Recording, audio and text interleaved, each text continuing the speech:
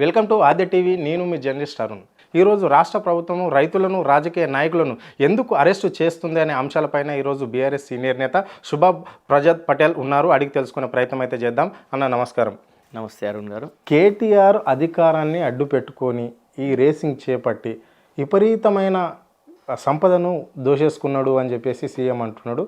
దీనిపైన ACB enquiry కూడా చేపిస్తాము, కేటీఆర్ను జైల్లో పెట్టించేదాకా ఊరుకునేది లేదు అని అంటున్నాడు ఆయన. దీన్ని ఎట్లా చూడాలి? ఈరోజు ప్రజాప్రతినిధులను, మీరు ఒక లాయర్, మీకు మేము చెప్పవలసిన అవసరం లేదు, ప్రజాప్రతినిధులను అరెస్ట్ చేసేటప్పుడు కంపల్సరీ రాష్ట్ర గవర్నర్కు అంత లేదు, అట్లా లేదు. ఇప్పుడు కౌశిక్ రెడ్డి గారిని అరెస్ట్ చేసారు, గవర్నర్ దగ్గర ఫైల్ పంపిర్రా? అంటే రూల్ ప్రకారం లేదు, రూల్ లేదు, ఏం లేదు. కేవలం రాజ్యాంగంలో ఉండేటటువంటి నియమాలు ఏంటంటే ఒక గవర్నర్ని, ఒక రాష్ట్రపతిని అరెస్ట్ చేయడానికి వీలు లేదని చెప్పి స్పష్టంగా ఉంది. మిగతా వాళ్ళందరినీ ఎవరినన్నా కానీ ప్రభుత్వ సంస్థలు డెఫినెట్గా కేసులు పెట్టవచ్చు, అరెస్ట్ చేయొచ్చు. ఇప్పుడు ఏదంటే ఒక ప్రజాప్రతినిధిగా ఉన్నప్పుడు ఆయన స్పీకర్ గారికి ఇంటిమేషన్ మాత్రమే ఇస్తారు. ఏ ఎమ్మెల్యేని అరెస్ట్ చేసినా కానీ, ఏ ఎంపీని అరెస్ట్ చేస్తే అక్కడ లోక్సభ స్పీకర్కి, ఇక్కడ ఎమ్మెల్యే గారిని అరెస్ట్ చేస్తే అసెంబ్లీ స్పీకర్కి ఇంటిమేషన్ ఇస్తారు మాత్రమే. పర్మిషన్ తీసుకునే అవసరం లేదు. కాబట్టి వీళ్ళు ఏం చేస్తారంటే బీజేపీని కూడా, కేటీఆర్ గారి అరెస్ట్ విషయంలో బీజేపీని కూడా వాడుకునే ప్రయత్నంలో భాగంగా వీళ్ళు ఆ గవర్నర్ని ఇన్వాల్వ్ చేసింది అనేది స్పష్టంగా తెలిసిపోతుంది. అలా ఫార్ములా ఈ రేస్లో మనం జరిగింది ఏంది? గతంలో ఎఫ్ఐఏ, హెచ్ఎండిఏ, గ్రీన్కో ఈ మూడు సంస్థల మధ్యలో త్రైపాక్షిక ఒప్పందం అయింది. ఏంది? హెచ్ఎండిఏ వసతులు కల్పిస్తుంది, గ్రీన్కో స్పాన్సర్ చేస్తుంది, ఎఫ్ఐఏ వాళ్ళు ఈవెంట్ కండక్ట్ చేస్తారు. ఇది అగ్రిమెంట్. ఈ అగ్రిమెంట్ ప్రకారంగానే 2023 ఫిబ్రవరిలో ఈవెంట్ జరిగింది. దాని మంచి గుర్తింపు వచ్చింది. ప్రపంచం నుండి చాలా విదేశీ పర్యాటకులు వచ్చారు, వీక్షించారు. దాని ద్వారా ఇప్పుడు కేవలం ఒక 30 కోట్లు ఎంతనో అప్పుడు హెచ్ఎండిఏ ఖర్చు పెడితే దాని ద్వారా దాదాపు ఒక సంస్థ, నెల్సన్ స్పోర్ట్స్ అనాలిసిస్ అనే ఒక సంస్థ సర్వే రిపోర్ట్ ఏం చెప్పిందంటే దాదాపు హైదరాబాద్కి 700 కోట్ల ప్రయోజనం జరిగింది ఇది పెట్టడం వల్ల, ఈవెంట్ పెట్టడం వల్ల అని చెప్పేసి. బ్రాండ్ ఇమేజ్ పెరగడం కావచ్చు, ఇన్వెస్ట్మెంట్లను ఆకట్టుకోవడం కావచ్చు, టూరిజంకి సంబంధించి పర్యాటక విషయంలో కావచ్చు, ఇవన్నిట్లో 700 కోట్ల ప్రయోజనం ఈ రాష్ట్రానికి, హైదరాబాద్ జరిగిందని చెప్పేసి రిపోర్ట్ చేయడం జరిగింది. ఫస్ట్ ఇయర్ సాఫీగా సాగింది. నెక్స్ట్ దానికి వచ్చే వరకు ఆ గ్రీన్కో అనేది ఏదైతే స్పాన్సర్ చేసినటువంటి సంస్థ ఉందో అది మేము ఆశించిన స్థాయిలో మాకు రిటర్న్స్ రాలేవు, కాబట్టి మేము తప్పుకుంటామని చెప్పేసి చెప్పింది. కానీ అప్పుడు కేటీఆర్ గారు ఎవరైనా జనరల్గా బ్రాండ్ ఇమేజ్ పడిపోవద్దు, అరే అది 4 years కంటిన్యూగా చేస్తామని చెప్పి ఒక అగ్రిమెంట్ చేసుకుర్రు. అగ్రిమెంట్ని కొనసాగించాలంటే ఏం చేయాలి? అగ్రిమెంట్లో భాగంగా కేటీఆర్ గారు హెచ్ఎండిఏ ద్వారా స్పాన్సర్షిప్ ఇంకెవరైనా లెంకుదాం, అప్పుడే ఎలక్షన్స్ వస్తున్నాయి కాబట్టి స్పాన్సర్షిప్ దొరికే లోపల మనం అడ్వాన్స్ వాళ్ళకైతే పేమెంట్ చేయాలి. టైం లోపల పేమెంట్ చేయకపోతే వాళ్ళు ఈవెంట్ కండక్ట్ చేయరు. మనం కాంట్రాక్ట్ని బ్రీచ్ చేసిన పరిస్థితి ఉంటుంది. కాబట్టి కేటీఆర్ గారి సూచనతోని హెచ్ఎండిఏ నుండి 55 కోట్ల రూపాయలు ట్రాన్స్ఫర్ అయినాయి. అది ఆ సంస్థ కూడా ఒప్పుకుంది, అందరికి తెలిసినటువంటిది. దాంట్లో ఏం అవినీతి జరిగింది, ఏం మిస్అప్రాప్రియేషన్ జరిగింది? ఈ ఒప్పందం ప్రకారంగా ఒప్పందాన్ని అమలు చేసే దాంట్లో భాగంగా కేటీఆర్ గారు ఆ 55 కోట్ల రూపాయలని చెల్లించడం జరిగింది. ఆ ప్రభుత్వం పోయింది, గతంలో ఉన్న బీఆర్ఎస్ ప్రభుత్వం పోయింది. కాంగ్రెస్ ప్రభుత్వం అధికారంలోకి డిసెంబర్ 7 తారీఖు రోజు ముఖ్యమంత్రిగా రేవంత్ రెడ్డి గారు ప్రమాణ స్వీకారం చేసిండు. డిసెంబర్ 13 తారీఖు రోజు ఎఫ్ఐఏ సంస్థకు సంబంధించిన ఫౌండర్ ఎవరైతే ఉన్నారో లాండో, ఆయన వచ్చి ప్రిన్సిపల్ సెక్రటరీ ఎంఏయుడికి సంబంధించినటువంటి దానకిషోర్, ఈరోజు కంప్లైంట్ చేసినటువంటి ఈరోజు కేటీఆర్ గారి మీద కంప్లైంట్ చేసినటువంటి దానకిషోర్ గారు, ఆ సంస్థ కోఫౌండర్ గారు, అదేవిధంగా రేవంత్ రెడ్డి గారు మీటింగ్ కావడం జరిగింది. 13 డిసెంబర్కి అయిన తర్వాత 19 డిసెంబర్కి ఆ సంస్థ ప్రకటించింది ఈ ఈవెంట్ తెలంగాణలో, హైదరాబాద్లో కొనసాగుతుందని. 21 డిసెంబర్ వరకు వాళ్ళు మీ విల్లింగ్నెస్ చెప్పండి, మిగతా పేమెంట్ చేయండి అని చెప్పేసి వాళ్ళు టైం లిమిట్ పెట్టిర్రు. 23 వరకు చూసిర్రు, చేయలేరు. చేయకపోతే 23 రోజు ఈమెయిల్స్ పెట్టినరు, కాలేదు. 26 తారీఖు రోజు వాళ్ళు మేము రద్దు చేసుకుంటున్నాం మాది అని చెప్పేసి స్పష్టంగా మీరు బ్రీచ్ చేసారు, మేము రద్దు చేసుకుంటున్నామని వాళ్ళు స్పష్టంగా తెలియజేయడం జరిగింది. దీని కారకులు ఎవరు? ఈరోజు ఆ కాంట్రాక్ట్ ఆ ఈవెంట్ కాకపోవడానికి కారకులు ఎవరు? రేవంత్ రెడ్డి గారు కదా. ఎప్పుడన్నా ఒక ప్రభుత్వము కంటిన్యూస్ ప్రాసెస్, గత ప్రభుత్వం ఒప్పందం చేసుకున్నా కానీ నువ్వు దాన్ని కంటిన్యూ చేయాలి. హైదరాబాద్ ఇమేజ్ పెంచాలి. నువ్వు కూడా రేవంత్ రెడ్డిగా ప్రపంచ దేశాలని కూడా ఒక ముఖ్యమంత్రి ఎవరు రేవంత్ రెడ్డి కండక్ట్ చేసినా అని చూస్తుండే. నిన్ను కూడా నీ వాల్యూ బ్రాండ్ వాల్యూ కూడా పెరుగుతుండే. హైదరాబాద్ బ్రాండ్ వాల్యూ ఇమేజ్ పెరుగుతుండే. దాన్ని చేయకుండా నువ్వు ఏం చేసినావు? నీకు ఇంగ్లీష్ రాదనో, నీకు ఏం వాళ్ళతో మాట్లాడలేనో, నీకు బ్రాండ్ వాల్యూ లేదనో నువ్వు ఆ ఈవెంట్ని రద్దు చేసుకునే పరిస్థితి తీసుకొచ్చినావు. తప్పు చేసింది నువ్వు. ఉన్నాడు కదా ఐటీ మంత్రి, ఉంటాడు కదా ఇంగ్లీష్ మాట్లాడడానికి. ఇంగ్లీష్లో అది చూసినాం కదా మనం. వరల్డ్ ఎకనామిక్ ఫోరం అన్ని విధాలుగా ముఖ్యమంత్రికి రావాలని కాదు, అది ఏం మాట్లాడిండో మనం చూసినాం. వరల్డ్ ఎకనామిక్ ఫోరంలో పోయిన తర్వాత ఏం మాట్లాడిండో ఇంగ్లీష్ ఛానళ్ళకి మనం చూసినాం. న్యూక్లియర్ చైన్ రియాక్షన్ అంటే ప్రజలందరూ కూడా నవ్వుకురు. తెలంగాణ పరువు, అరే గతంలో కేటీఆర్ గారు వస్తే అసలు హాలీవుడ్ స్టార్ మాట్లాడినట్టు మాట్లాడుతుండే కేటీఆర్ గారు, ఈయనెవరు బై రేవంత్ రెడ్డి ఇట్లా మాట్లాడారని అందరు చూసిర్రు. అందరికి తెలిసిందే ఆయన ఏమేమి మాట్లాడుతుండో. ప్రతి స్పీచ్లో ఈరోజు ఏమేమి మాట్లాడుతూ తెలుగు మాట్లాడినా కానీ నీకు ఆ మొత్తం ఇక్కడ హైదరాబాద్ చుట్టూ 3 దిక్కుల సముద్రం ఉందంటాడు. దిల్సుఖ్ నగర్లో ఎలోప్రాన్ దొరుకుతానంటాడు. ఆయన అననటువంటిది ఏంది, మొత్తం ఏమంటే అది అంటుంటాడు. కాబట్టి ఆ రేవంత్ రెడ్డిని ముఖ్యమంత్రిగా ప్రజలు ఎవరు చూస్తలేరు. క్యాబినెట్లో ఏం చర్చిస్తురండి? రేవంత్ రెడ్డి గారు ఆ సహచార మంత్రులందరికీ ప్రిపేర్ చేస్తుండు. కేటీఆర్ గారిని ఎట్టి పరిస్థితి మనం అరెస్ట్ చేయాలి, కేటీఆర్ గారి మీద కేసు పెట్టాలి, కేసీఆర్ గారిని ఎట్లా బదలాం చేయాలి. ఇదే అండి క్యాబినెట్లో చర్చించేది. నువ్వు ఇచ్చినటువంటి హామీలు, గ్యారంటీలు, తర్వాత డిక్లరేషన్లు ఏమైనాయండి? ఆయన గతంలో ఇంటర్వ్యూ ఇచ్చిండు ఒకసారి. మొత్తం కూడా మా తాతల నుండి పోలీస్ పటేళ్ళు ఉండే, మా ఇంటి ముంగలు ఎవరు చెప్పులు వేసుకపోవద్దు, నేను రాజకీయ నాయకుని కాకుంటే నేను ఒక రౌడీ షీటర్ని అవుతుంటి. ఆయనకు అవన్నీ కోరికలు ఉన్నాయి. అంటే జనరల్గా అట్లాంటి మెంటాలిటీ ఉన్న వాళ్ళు ఏం చేస్తారంటే ఎవరు ప్రశ్నించవద్దు, ఎవడు క్వశ్చన్ చేయొద్దు. ఎవరు క్వశ్చన్ చేస్తే ఈరోజు కేటీఆర్ గారిని ఎందుకు అరెస్ట్ చేస్తారండి?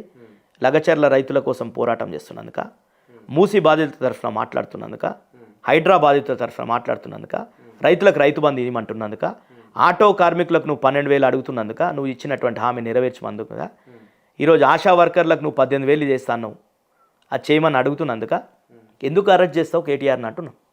నీవు చేసేటటువంటి హామీలు, అమలు చేయనటువంటి హామీల మీద ప్రశ్నిస్తున్నందుకు నువ్వు కేటీఆర్ని అరెస్ట్ చేయాలనుకుంటున్నావు. అరెస్ట్ చేస్తే నిలబడుతుంది ఆ కేసును. నువ్వేమని పెడుతున్నావు? Section 13(1)A of prevention of corruption act పెడుతున్నావు. ఆడ మిస్అప్రాప్రియేషన్ ఏం జరిగిందని అడుగుతున్నాం మేము. ఫండ్స్ మిస్అప్రాప్రియేషన్ చేసిన వాళ్ళ మీద పెట్టాల్సినటువంటి కేసు అది అప్రాప్రియేట్ చేసిండు కేటీఆర్ గారు. గతంలో ఉన్నటువంటి అగ్రిమెంట్ని ఫుల్ఫిల్ చేసే భాగంలో అప్రాప్రియేట్ చేసిండు, మిస్అప్రాప్రియేట్ చేయలే. నువ్వు అప్రాప్రియేట్ చేసినటువంటి ఫండ్స్ని మిస్అప్రాప్రియేట్ చేసింది నువ్వు, అసలు కంటిన్యూ చేయండి నువ్వు, బ్రీచ్ ఆఫ్ కాంట్రాక్ట్ చేసింది నువ్వు, నీ ప్రభుత్వం మీద వాళ్ళు నోటీస్ ఇచ్చారు, లీగల్ నోటీస్. నీ మీద చర్యలు తీసుకోవాలి, నిన్ను ప్రశ్నించాలి అంతా. దాని మీద చర్చ పెట్టమన్నాడుగా కేటీఆర్ గారు. ఎవరన్నా నిజంగానే తప్పు చేసి ఉంటే కేటీఆర్ గారి మీద లీకులు ఇస్తుండే. ఈరోజు ఏం చేస్తాడంటే ఫస్ట్ లీకులు ఇస్తాడు ఈయనకు సంబంధించినటువంటి డబ్బా ఛానళ్ళు కావచ్చు, అదేవిధంగా డబ్బా పత్రికలు ఉన్నాయి కొన్ని. ఆ పత్రికలలో కేటీఆర్ ఏవన్ అవుతాడు, కేటీఆర్ అరెస్ట్ అవుతాడు. ఇది 6 నెలల నుండి చూసి నేనే అదే అయిపోతున్నారు. ఏమైపోతుండ్రు? ప్రజలందరికీ అర్థమైంది ఈయనకు చేతనైతలేడు, ప్రజల తరఫున మాట్లాడుతుండు కాబట్టి కేటీఆర్ గారిని కొన్ని రోజులు జైలు వేస్తే అప్పుడన్నా ఆనందంగా ఉందామని భావిస్తున్నాడు. కానీ అట్లా ఉండదు. ఇప్పుడు ప్రజలు ఏమనుకుంటున్నారంటే, మాకు ఉన్న సమాచారం ప్రకారం అప్పుడు గతంలో బీఆర్ఎస్ ప్రభుత్వం ఉన్నప్పుడు ఓటుకు నోటు కేసులో రేవంత్ రెడ్డిని ఈ ప్రభుత్వం, బీఆర్ఎస్ ప్రభుత్వం జైలుకు పంపించింది. ఇప్పుడు కేటీఆర్ను కావాలని కక్షపూరితంగానే అరెస్టు చేస్తున్నాడు రేవంత్ రెడ్డి అని జనాలు అనుకుంటున్నట్ల కొంత సమాచారం. అది వాస్తవమే కదా. ఇప్పుడు రేవంత్ రెడ్డి గారు ఆ రోజు ఏం చేసిండు? టీడీపీ పార్టీలో ఉన్నాడు.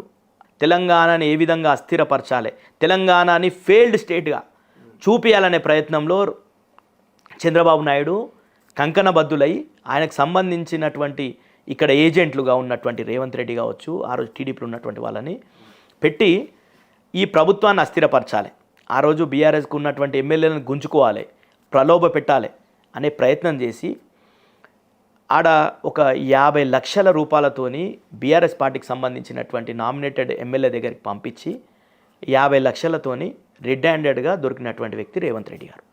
100% ప్రపంచం అంతా చూసింది. ఆయన మాట్లాడినటువంటి రికార్డింగ్స్ కూడా అంతా బయటకు వచ్చినాయి. రేవంత్ రెడ్డి గారు ఏం మాట్లాడిండు, ఏం చేసిండు, చంద్రబాబు ఏం మాట్లాడి ఇవన్నీ చూసిండ్రు. అది రెడ్ హ్యాండెడ్గా 50 లక్షలతో దొరికిండు ఆయన కొనుగోలు చేయనికపోయి. కాబట్టి ఆయన మీద ఏసీబీ కేసు అయింది. దాని ద్వారా జైలుకు పోయిండు ఆయన. అది కక్ష పెట్టుకొని నువ్వు ఈరోజు కేటీఆర్ గారు అప్రోప్రియేట్ చేసాడు. ఏదైతే అగ్రిమెంట్ ఉందో అగ్రిమెంట్ ప్రకారంగా అప్రోప్రియేట్గా ఫండ్స్ని ఏదైతే పేమెంట్ చేయాల్సి ఉండేనో పేమెంట్ చేసిండు. దాన్ని చేయాల్సిన దాన్ని ఆయన ఒక ఆ హెచ్ఎండిఏ సంస్థకు వైస్ చైర్మన్గా ఉన్నాడు, మున్సిపల్ అడ్మినిస్ట్రేషన్ శాఖ మంత్రిగా ఉన్నాడు. ఆయన ఒక నిర్ణయం తీసుకొని ఆయన పేమెంట్ చేయడం జరిగింది. Miss appropriate ఏడైంది? కేటీఆర్కి ఏమన్నా 55 కోట్లు అక్కడ పేమెంట్ చేస్తే కేటీఆర్కి ఏమైనా రూపాయి వచ్చిందా? మీరు చెప్పగలుగుతారా? ఒక రూపాయి వచ్చింది కేటీఆర్కి అని చెప్పగలుగుతారా?